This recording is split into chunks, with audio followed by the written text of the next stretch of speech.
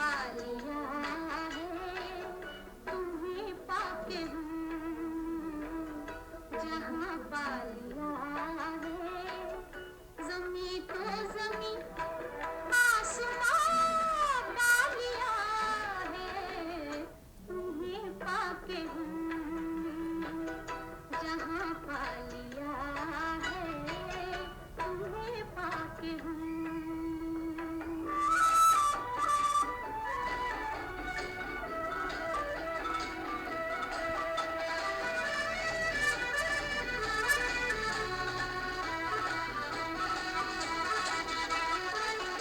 मिटा ना सकेगी जिसे अब खजा भी जला ना सकेंगे जिसे बिजलियाँ भी मुखातब कहो आशियाँ पा लिया है तुम्हें पाके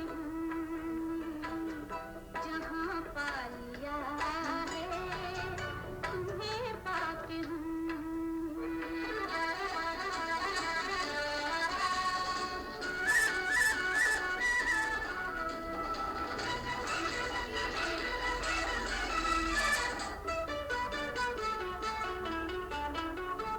ज़माने के गम प्यार में ढल गए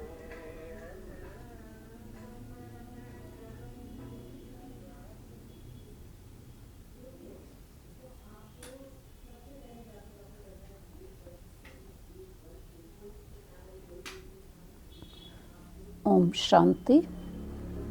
आज प्यारे बाबा के 20 जनवरी के महावाक्य हैं और आज के महावाक्यों में प्यारे बाबा हम बच्चों को अपने सामने देखते हुए समझा रहे हैं कि बच्चे सन्मुख सुनने का मज़ा है या दूर से दूर रहकर सुनने का मज़ा है। तो साकार में बाबा के सामने जाकर के जो बैठते सुनते वो अनुभव तो हमारे दादियों के हैं, लेकिन अव्यक्त बाप दादा के मिलन के सामने सुनने के अनुभव तो लगभग जो भी मुरली सुन रहे हैं इस समय सबको है ही है कि सामने सुनने का आनंद कितना है। कारण क्योंकि गायन आता कि मुरली कहाँ बजी थी, मधुबन में। तो मधुबन में मुरली बाजे ये जो गायन आता तो लोगों ने तो श्री कृष्ण के बारे में समझी ये बात, लेकिन वास्तव में शिव बाबा जो ब्रह्मा बाबा के द्वारा महावाक्य उच्चारित करते हैं, मुरली सुनाते हैं, हम बच्चों को वो समझ कब आती है जबकि हम स्वयं को आत्मा समझ करके बैठते हैं, जबकि हमारे अंदर ये धारणा रहती है, निश्चय रहता है कि स्वयं शिव बाबा हमको सन्मुख महावाक्य सुना रहे हैं। और महावाक्यों के अंदर आज जो बाबा जिस बात की याद दिला रहे हैं, हमें हमारे सुखधाम की याद दिला रहे, सतयुगी दुनिया की याद दिला रहे हैं। हम देवता थे, ड्रामा के अंदर प्रारंभ में हमारा ही पार्ट था, उसकी बात याद दिला रहे हैं। तो सुखधाम में बाबा ने कहा कि वजीर तो किसी के पास होता ही नहीं, महाराजा महारानी का, राजा रानी का राज्य होता है, लेकिन वहाँ वजीर नहीं होते हैं। वजीर कब रखते हैं? जबकि बुद्धि कमज़ोर हो जाती है। सुख कब महसूस होता है? जबकि निर्विकारी सतयुग त्रेता युग में जीवन है। लेकिन समय चक्र के अंदर बाबा ने कहा तुम बच्चे जन्म मरण में आते 84 जन्म के अंदर द्वापर युग से जो है तुम्हारे जीवन में दुख शुरू होता है, क्योंकि पाप आत्मा बन जाते हो, विकारों के कारण पतित बन जाते हो। फिर बाबा ने कहा मुझे पुकारते हो कि आओ पावन बनाओ, सतो प्रदान बनाओ। तो इस समय बाबा ने कहा मैं तुम्हें निश्चय बुद्धि बनाकर ज्ञान सुनाकर पावन बना रहा हूँ, सतो प्रदान बना रहा हूँ।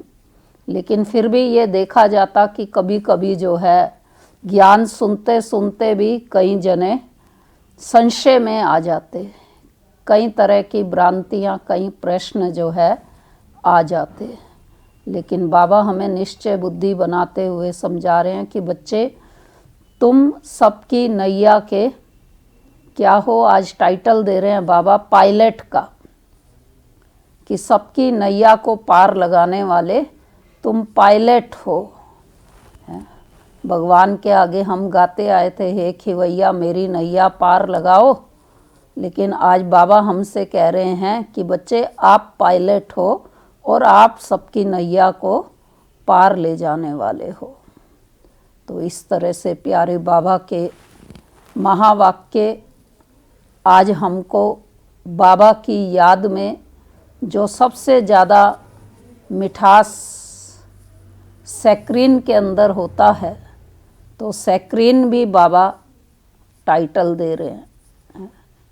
सैक्रीन यानी अति मिठास वाली बाबा की याद हो।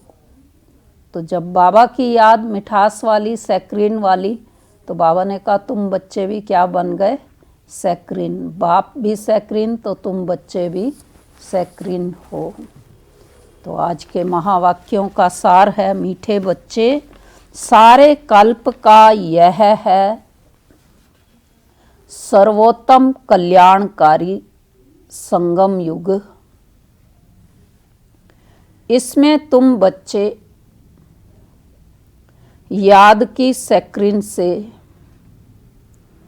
सतो प्रदान बनते हो। प्रश्न है, अनेक प्रकार के प्रश्नों की उत्पत्ति का कारण तथा उन सब का निवारण क्या है? उत्तर है, जब देह अभिमान में आते हो तो संशय पैदा होता है और संशय उठने से ही अनेक प्रश्नों की उत्पत्ति होती है। बाबा कहते, मैंने तुम बच्चों को जो दंदा दिया है, पतित से पावन बनो और बनाओ। इस दंदे में रहने से सब प्रश्न खत्म हो जाएंगे। गीत है, तुम्हें पाके हमने जहाँ पा लिया है, जमी तो जमी आसमां पा लिया है। ओम शांति। मीठे मीठे रूहानी बच्चों ने गीत सुना, यह किसने कहा मीठे मीठे रूहानी बच्चे? जरूर रूहानी बाप ही कह सकते हैं। मीठे मीठे रूहानी बच्चे अभी सन्मुख बैठे हैं और बाप बहुत प्यार से समझा रहे हैं। अब तुम जानते हो, सिवाय रूहानी बाप के सर्व को सुख शांति देने व सर्व को इस दुख से लिबरेट करने वाला दुनिया भर में और कोई मनुष्य हो नहीं सकता। इसलिए दुख में बाप को याद करते रहते हैं। तुम बच्चे सन्मुख बैठे हो, जानते हो बाबा हमको सुखधाम के लायक बना रहे हैं। सदा सुखधाम का मालिक बनाने वाले बाप के सन्मुख आए हैं। अभी समझते हो, सन्मुख सुनने और दूर रहकर सुनने में बहुत फर्क है। मधुबन में सन्मुख आते हो, मधुबन मशहूर है। मधुबन में उन्होंने कृष्ण का चित्र दिखाया है, परंतु कृष्ण है नहीं। तुम बच्चे जानते हो, इसमें मेहनत लगती है। अपने को घड़ी घड़ी आत्मा निश्चय करना है। मैं आत्मा बाप से वर्षा ले रही हूँ। बाप एक ही समय आता है सारे चक्र में। यह कल्प का सुहावना संगम युग है। इसका नाम रखा है पुरुषोत्तम। यही संगम युग है जिसमें सभी मनुष्य मात्र उत्तम बनते हैं। अभी तो सभी मनुष्य मात्र की आत्माएं तमो प्रधान हैं, सो फिर सतो प्रधान बनती हैं। सतो प्रधान हैं तो उत्तम हैं, तमो प्रधान होने से मनुष्य भी कनिष्ठ बनते हैं। तो अब बाप आत्माओं को सन्मुख बैठ समझाते हैं। सारा पार्ट आत्मा ही बजाती है, ना कि शरीर।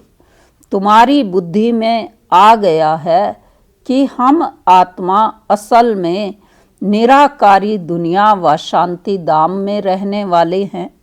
यह किसको भी पता नहीं है, ना खुद समझा सकते हैं। तुम्हारी बुद्धि का अब ताला खुला है। तुम समझते हो बरोबर आत्माएं परमधाम में रहती हैं। वह है इनकॉर्पोरियल वर्ल्ड। यह है कॉर्पोरियल वर्ल्ड। यहाँ हम सब आत्माएं एक्टर्स पार्टदारी हैं। पहले पहले हम पार्ट बजाने आते हैं, फिर नंबर वार आते जाते हैं। सभी एक्टर्स इकट्ठे नहीं आ जाते। भिन्न भिन्न प्रकार के एक्टर्स आते जाते हैं। सब इकट्ठे तब होते जब नाटक पूरा होता है। अभी तुमको पहचान मिली है। कौन सी? हम आत्मा असल शांति धाम की रहवासी हैं। यहाँ आते हैं पार्ट बजाने। बाप सारा समय पार्ट बजाने नहीं आते हैं। हम ही पार्ट बजाते बजाते सतो प्रधान से तमो प्रधान बन जाते हैं। अभी तुम बच्चों को सन्मुख सुनने से बड़ा मजा आता है।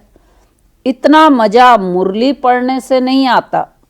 यहाँ सन्मुख हो ना, सबको अनुभव है कि सेंटर में भी जब सामने जाके मुरली सुने और अभी ऑनलाइन सुनते हैं तो कितना फर्क लगता है। तो तुम बच्चे समझते हो कि भारत गॉड गॉडेज का स्थान था, अभी नहीं है। चित्र देखते हो, था जरूर। हम वहाँ के रहवासी थे। पहले पहले हम देवता थे। अपने पार्ट को तो याद करेंगे कि भूल जाएंगे। बाप कहते हैं तुमने यहाँ यह पार्ट बजाया, यह ड्रामा है। नई दुनिया सो फिर जरूर पुरानी दुनिया होती है। पहले पहले ऊपर से जो आत्माएं आती हैं वो गोल्डन एज में आती हैं। यह सब बातें तो अभी तुम्हारी बुद्धि में हैं। तुम विश्व के मालिक महाराजा महारानी थे, तुम्हारी राजधानी थी। अभी तो राजधानी है नहीं। अभी तुम सीख रहे हो हम राजाई कैसे चलाएंगे। क्यों यहाँ सीख रहे हैं कि हम राजाई कैसे चलाएंगे? क्योंकि वहाँ वजीर होते नहीं। राय देने वाले की दरकार नहीं है। अगर कोई से राय लो तो समझा जाएगा उनकी बुद्धि कमज़ोर है। अभी जो श्रीमत मिलती है वह सतयुग में भी कायम रहती है। अभी तुम समझते हो पहले पहले बरोबर इन देवी देवताओं का आधा कल्प राज्य था। अब तुम्हारी आत्मा रिफ्रेश हो रही है। यह नॉलेज परमात्मा के सिवाय कोई भी आत्माओं को दे ना सके। अभी तुम बच्चों को देही अभिमानी बनना है। शांतिधाम से आकर यहाँ तुम टाकी बने हो।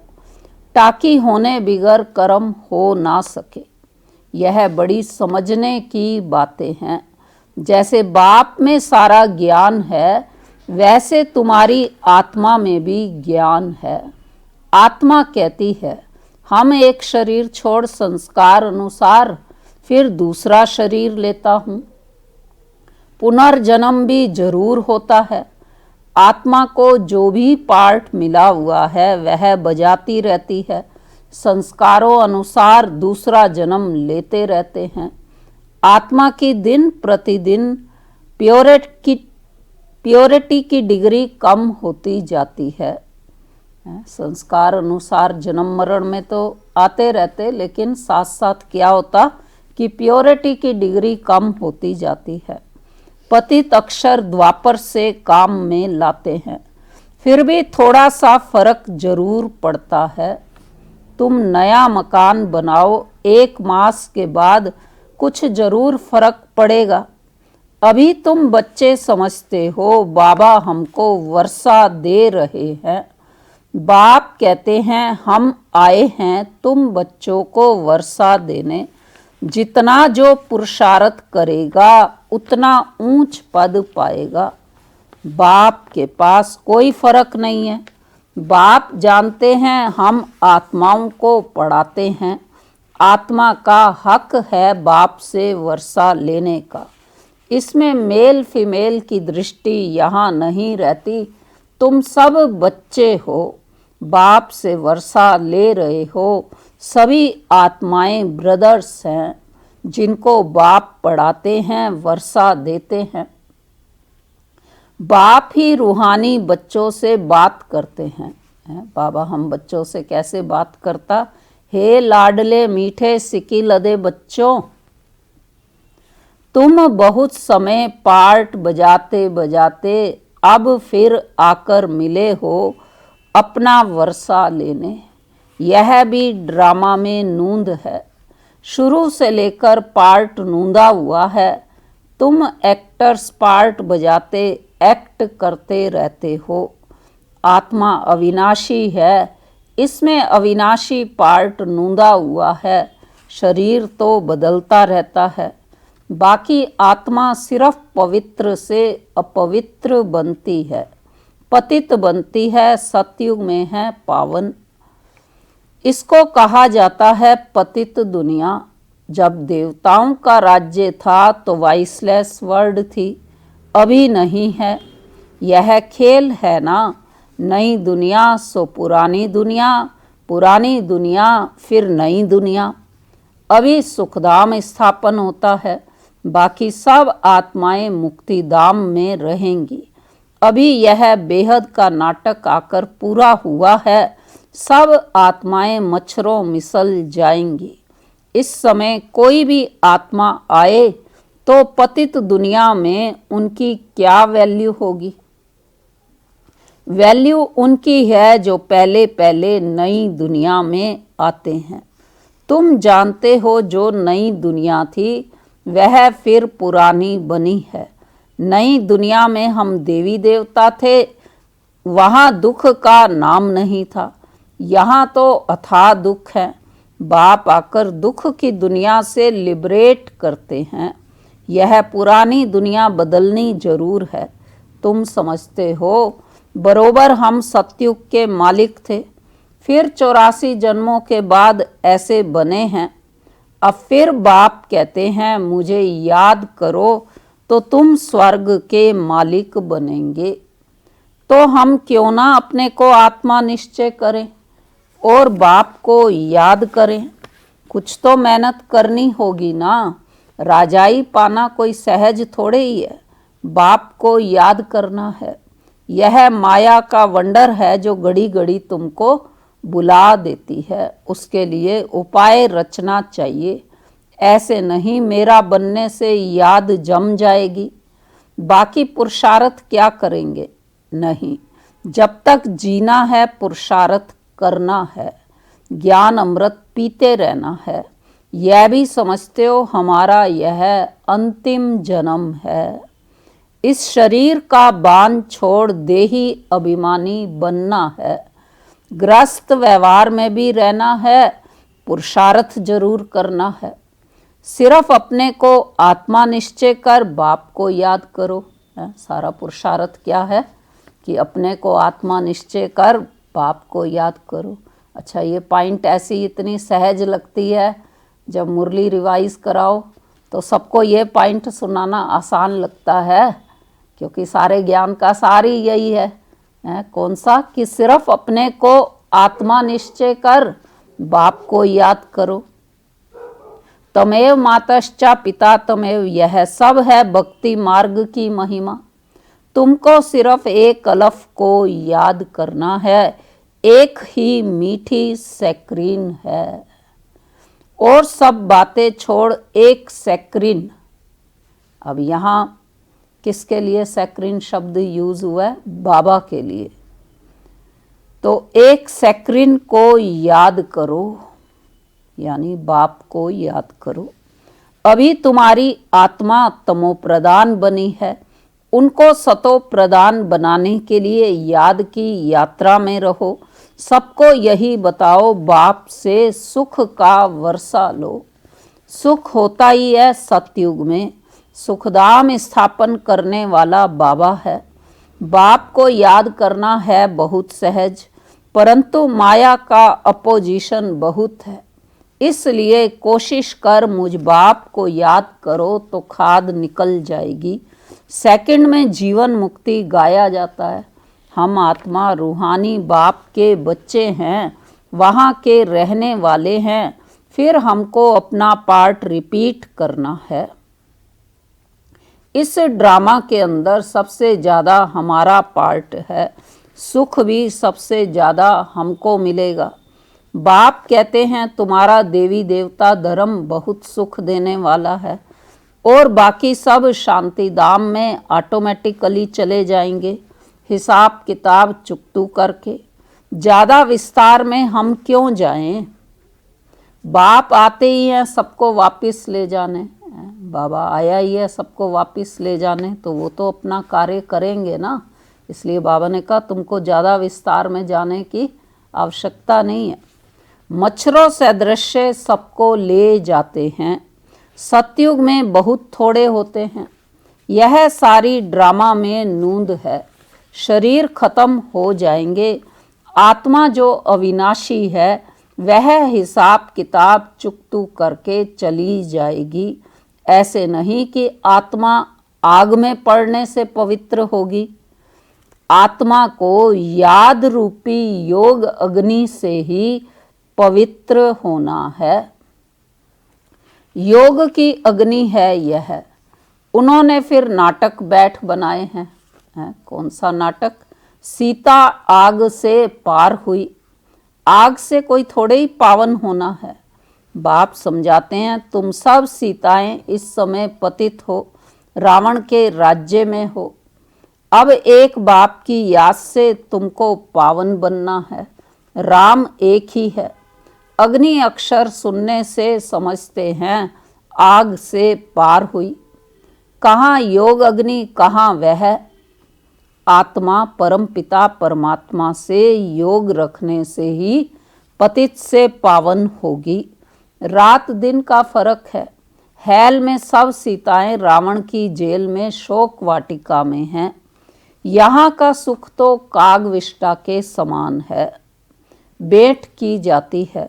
स्वर्ग के सुख तो अथाह है। वास्तव में कलयुगी दुनिया के जो सुख हैं वो कौवे की बीट के समान हैं, लेकिन स्वर्ग के जो सुख हैं वो अथाह हैं। तुम आत्माओं की अभी शिव साजन के साथ सगाई हुई है, तो आत्मा फीमेल हुई ना।